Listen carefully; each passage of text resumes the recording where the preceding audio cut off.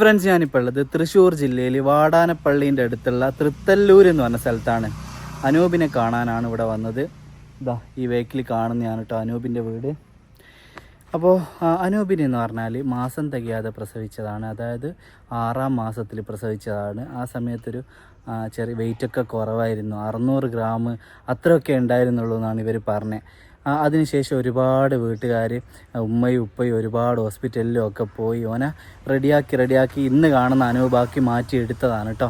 അപ്പോൾ ആ ഒരു കാര്യം കൊണ്ട് തന്നെ എനിക്ക് നടക്കാൻ ചെറിയ ബുദ്ധിമുട്ടുണ്ട്. വേറെ ഒരു ബുദ്ധിമുട്ടും ഇപ്പം നിലവിലും എനിക്കില്ല.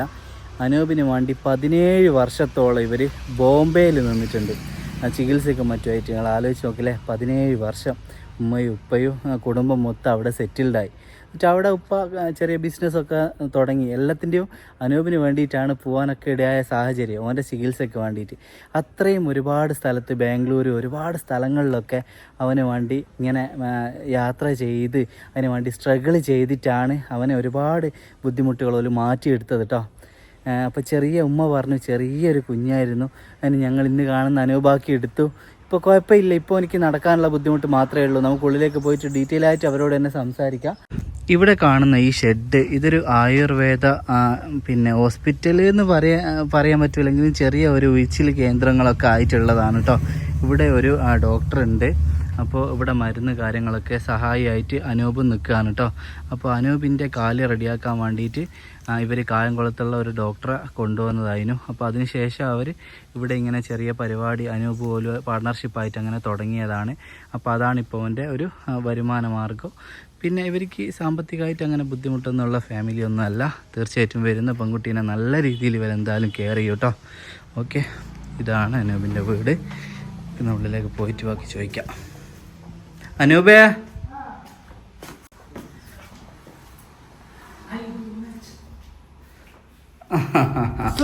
വലൈക്കും അസ്സലാം. അപ്പൊ ഇതാണ് കേട്ടോ അനൂപ്. സുഖല്ലടാ? അപ്പൊ അനൂപിന് നടക്കാൻ അത്ര വലിയ ബുദ്ധിമുട്ടൊന്നും ഇല്ല കേട്ടോ. അനൂപ് ഒന്ന് അങ്ങോട്ട് നടന്നാടാ. അപ്പോൾ എനിക്ക് നടക്കാൻ അങ്ങനെ വലിയ ബുദ്ധിമുട്ടൊന്നും ഇല്ല. എടാ കയറണ്ട, അത് പഠിക്കാരുന്നതിന് ഒന്നും അവന് കുഴപ്പമില്ല. ആള് ഭയങ്കര സ്മാർട്ടാണ് കേട്ടോ, മാഷാ അല്ലാ. പുറത്തേക്കൊക്കെ പോവാറുണ്ടാടാ? നടന്നു പോവാറുണ്ടാ? നടന്നു പോവില്ല. വാക്കറിന്റെ ഒന്നും ആവശ്യം നമുക്ക് ഇല്ല അല്ലേ? ഒരാളെങ്കിൽ ജസ്റ്റ് കൈ ഒന്ന് പിടിച്ചാൽ ഒരു സ്ക്രാച്ചസ് ഉണ്ടെങ്കിൽ സുഖമായിട്ട് അത് വേണ്ട. അൽഹംദുലില്ലാ, ഒരു കയ്യൊക്കെ ഒരു വിരല് കെട്ടിക്കഴിഞ്ഞാൽ സുഖമായിട്ട് കയറിപ്പോ ആണല്ലേ. വാ നമുക്ക് അവിടെ ഇരിക്കാന്നാല്. മെല്ലെ. അടിപൊളി ടീഷർട്ട് ആണല്ലോ.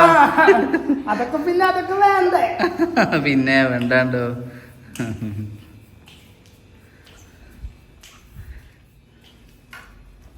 മെല്ലെ അവിടെ ഇരുന്നു. അനൂപ് ഭയങ്കര സ്മാർട്ടാണ് കേട്ടോ. അനൂപ് എത്ര വരെ പഠിച്ചേ? SM college Nattika. അതിനുശേഷം വേറെ എന്തെങ്കിലും പോയിനോ? ഇനി TTCക്ക് പോണം ഇൻഷാല്ലാ. PSC ഒക്കെ എഴുതാറുണ്ടോ? PSCക്ക് ട്രൈ ചെയ്യുന്നുണ്ട്. അപ്പൊ ഇപ്പൊ ആയുർവേദത്തിന്റെ പരിപാടിയാണ്. അവിടെ ഉഴിച്ചിലിനും അങ്ങനെയൊക്കെ ആള് വരും അല്ലേ? അപ്പൊ ഇന്ന് ലീവാണോ? ഇന്ന് ലീവാണ്. തിങ്കൾ മുതൽ വെള്ളി വരെയാണ് ഉള്ളത്. ശനി ഞായർ ലീവ്. അനൂപ് പുറത്തേക്കൊക്കെ അങ്ങനെ പിന്നെ ഒറ്റക്കൊക്കെ യാത്ര ചെയ്യാറുണ്ടോ? ഫ്രണ്ട്സ് ഒക്കെ ആയിട്ട് യാത്ര ചെയ്യാറുണ്ട്. അത് ശരി. ഇപ്പൊ എത്ര വയസ്സായി? എനിക്ക് 30 വയസ്സ്. 30 വയസ്സല്ലേ?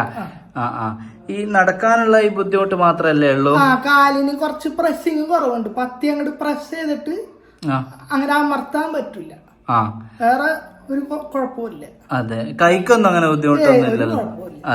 അതെ. നിങ്ങൾ എത്ര മക്കളാ? ഞങ്ങള് 3 മക്കള്. 2 ഇത്താര്, എന്റെ മൂത്തത് 2 ഇത്താര്, പിന്നെ ഞാന്. അവരൊക്കെ വിവാഹം കല്യാണം കഴിഞ്ഞു. ഒരാളിയൻ ഡോക്ടറാണ്, ഒരാളിയൻ ബിസിനസ് ആണ്. അത് ശരി. ഇവിടെ അടുത്ത് തന്നെയാണോ? അടുത്ത് തന്നെയാണ് അല്ലേ? പിന്നെ കല്യാണത്തിന് വേണ്ടിയാണല്ലോ ഇങ്ങനെ ഒരു വീഡിയോ ചെയ്യുന്നത്. അപ്പൊ അനൂപിന് ഇപ്പൊ 30 വയസ്സായത്. നമുക്കൊരു എത്ര വയസ്സ് വരെയുള്ള ആലോചനകൾ സ്വീകരിക്കാം? ഒരു 24, 25. ഒരു 5 വയസ്സിന്റെ വ്യത്യാസത്തിൽ അല്ലേ?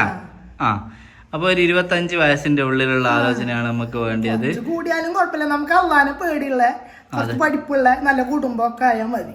അതെ. ആ അപ്പോ അനൂപ് നേരത്തെ ഒരു കാര്യം പറഞ്ഞു, ഇനിയിപ്പോ ഒരു ഡിവോഴ്സ് അങ്ങനെയാണെങ്കിലും നമുക്ക് അതായാലും കുഴപ്പമില്ല, കാണാൻ ഇത്തിരി മൊഞ്ചുള്ള കുട്ടിയാണ്.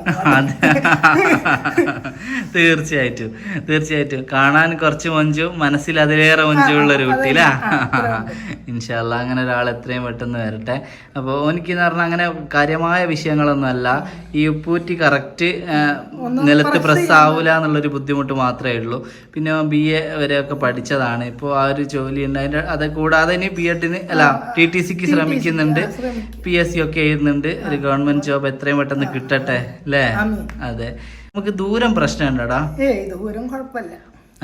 ഏത് ജില്ലയാണെങ്കിലും നമുക്ക് നോക്കാം അല്ലെ? തൃശ്ശൂർ ജില്ല, കോഴിക്കോട് ജില്ല, മലപ്പുറം ആണെങ്കിൽ നന്നായി. മറ്റുള്ള ജില്ലകളിലാണെങ്കിലോ നമുക്ക് നോക്കിയിട്ട് ചെയ്യാം. പക്ഷെ തൃശ്ശൂരൊക്കെ ആണ് ഏറ്റവും സന്തോഷം അല്ലേ? തൃശ്ശൂര്, മലപ്പുറം, കോഴിക്കോട് നമ്മളെ പരിഗണനയിലുള്ളത് അങ്ങനെയാണ്. അതെ. ഇനിയിപ്പോ മറ്റു ജില്ലയാണെങ്കിലും നമുക്ക് ആലോചന വരട്ടെ എന്തായാലും അല്ലേ? വരാൻ പോകുന്ന പെൺകുട്ടീനെ പറ്റി അനൂപിന് എന്താ കൺസെപ്റ്റ് ഉള്ള? സങ്കല്പൊന്നുമില്ല, കാരണം സങ്കല്പിച്ചിട്ട് പിന്നെ ഒന്നും വന്നില്ലെങ്കിൽ അങ്ങനെ ഒന്നും ഇല്ലടാ. അനൂപ് നല്ല സ്മാർട്ട് അല്ലേ? നല്ല അടിപൊളിയായിട്ട് സംസാരിക്കുന്നുണ്ട്. അല്ല എല്ലാത്തിനും ഭയങ്കര ഉഷാറാണ്, നല്ല സ്മാർട്ടാണ്.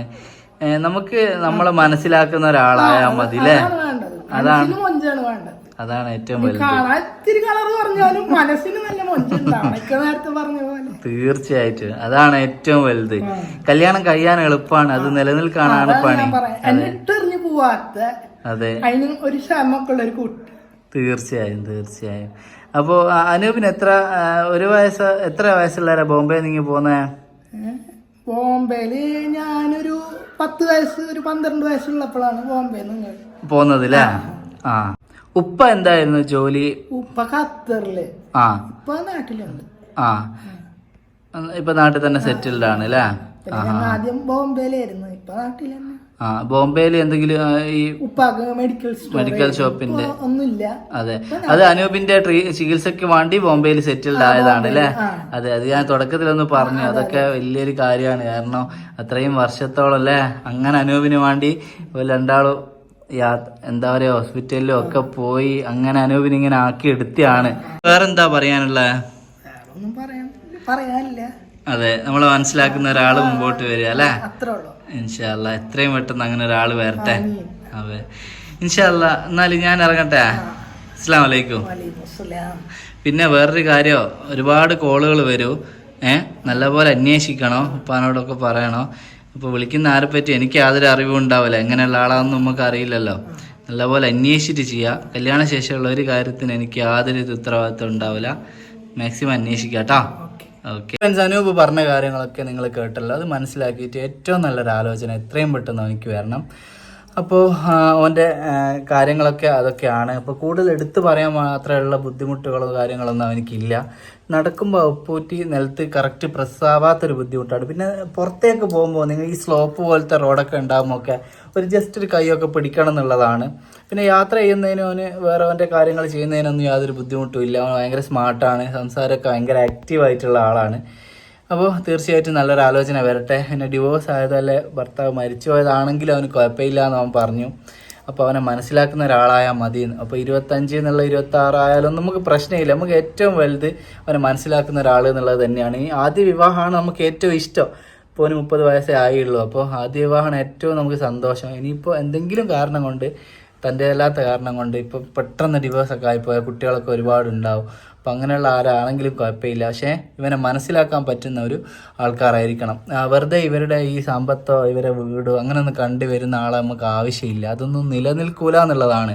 അപ്പോൾ ആത്മാർത്ഥമായിട്ടുള്ള അവനെ മനസ്സിലാക്കാനുള്ള ഒരു മൈൻഡ് നമുക്ക് ഫസ്റ്റ് വേണം. ഈ സമ്പത്തായിക്കോട്ടെ ഇതായിക്കോട്ടെ അതൊന്നും അങ്ങനെ വരുന്ന സ്നേഹങ്ങളൊന്നും നിലനിൽക്കൂല. ഒരുപാട് തെളിവുകൾ നമ്മൾ മുമ്പിൽ തന്നെ ഉണ്ടല്ലോ അല്ലേ? അതുകൊണ്ട് അത് തീർച്ചയായിട്ടും നിങ്ങളൊന്ന് മനസ്സിലാക്കുക. നിങ്ങൾക്ക് വേറെ ഇവിടെ അങ്ങനത്തെ ബുദ്ധിമുട്ടുകളൊന്നും ഉണ്ടാവില്ല. നല്ല സന്തോഷമായിട്ട് ഹാപ്പി ആയിട്ട് നിങ്ങൾക്ക് ജീവിച്ച് പോവാം. ഓനും ഇപ്പോൾ ഇനി PSC ഒക്കെ ട്രൈ ചെയ്ത ജോലിയൊക്കെ എന്തായാലും കിട്ടും. ഇപ്പോൾ തൽക്കാലം അവന് അങ്ങനെ ഒരു ജോബൊക്കെ ഉണ്ടല്ലോ, ഈ ആയുർവേദത്തിൻ്റെ പരിപാടി കാര്യം ഒക്കെ ഉണ്ടല്ലോ. ഓക്കെ, ഇവരെ നല്ലൊരു ഫാമിലിയാണ്. അപ്പോൾ ഏട്ടത്തിൻ്റെ ഭർത്താവ് ഡോക്ടറാണ്, പിന്നെ വേറൊരാൾ ബിസിനസ്സാണ്. അപ്പോൾ അങ്ങനെ നല്ലൊരു ഫാമിലിയാണ്.